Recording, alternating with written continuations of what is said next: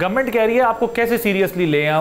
علیمہ خان صاحبہ کہہ رہی ہیں مذاکرات نہیں کرنے، احتجاج کرنا ہے. ٹویٹ پر عمران خان کہہ رہے ہیں کہ احتجاج کرنا ہے.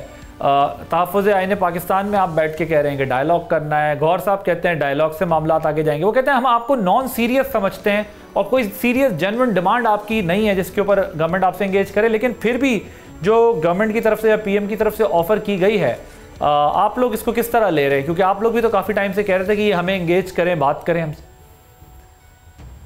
دیکھیے محترمہ کا مجھے بہت احترام ہے، لیکن جتنی گفتگو انہوں نے کی ہے کوئی ایک بات صحیح نہیں کی ہے. حکومت کی طرف سے جو اسپوکسمین ہوتا ہے نا وہ ہی suppose to be more straightforward and more truthful than the other persons. اب یہاں پہ یہ کہتی ہیں کہ انہوں نے کہا کہ جی یہ سیریس، ہم سیریس نہیں ہیں. حکومت نے آج تک کون سی سیریسنس دکھائی ہے؟ پہلے ابھی اور میں اپنی بھی بتا دیتا ہوں آپ کو. اگر انہوں نے پارلیمنٹ میں جہاں پہ غلط طریقے سے یہ لوگ چلے گئے، چلو چلے گئے، وہاں سے جا کے انہوں نے بات کرتے اگر گفتگو میں کہہ دیا کہ جی ہم تو ان کو آفر کر رہے ہیں، یہ طریقہ نہیں ہوتا آفر کرنے کا.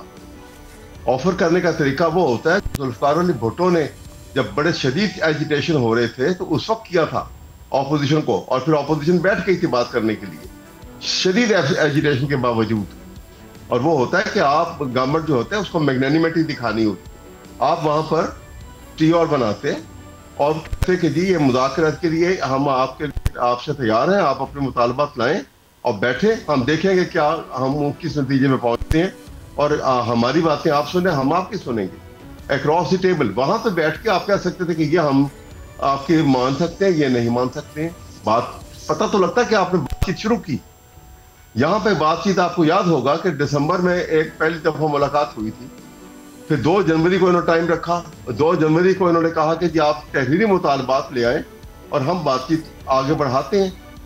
اور وہاں پہ یہ طے ہوا، یہ اسپیکر کے چیمبر کی بات بتا رہا ہوں آپ کو، یہ بالکل مصدقہ بات ہے. اور وہاں پہ انہوں نے کہا کہ جی آپ کل اپنے عمران خان صاحب سے بات کر کے ہمیں اپنے مطالبہ تحریری لے کے آ جائیں. اور وہ کل نہ کبھی وہ کل ہی آیا نہیں، کیونکہ وہ جیل سپرنٹ اتنا طاقتور ہو گیا کہ وہ پرائم منسٹر کی ٹیم اس کے آگے کوئی زور ہی نہ مار سکی اور مطالبات فیل ہو گئے. اس کے علاوہ کوئی ایک جگہ بتا دیں کہ جہاں انہوں نے باقاعدہ طور پہ مطالبات کے لیے یا نیگوسیشن کے لیے کوئی ہاتھ بڑھایا ہو اور باضابطہ طریقے سے آفر کیا ہو. کہیں نہیں ہے. ایک آفر کرتا ہے، دوسرا کہتا ہے کہ جناب پہلے معافی مانگے پھر ہم بات کریں گے. کوئی یہ طریقہ ہوتا ہے؟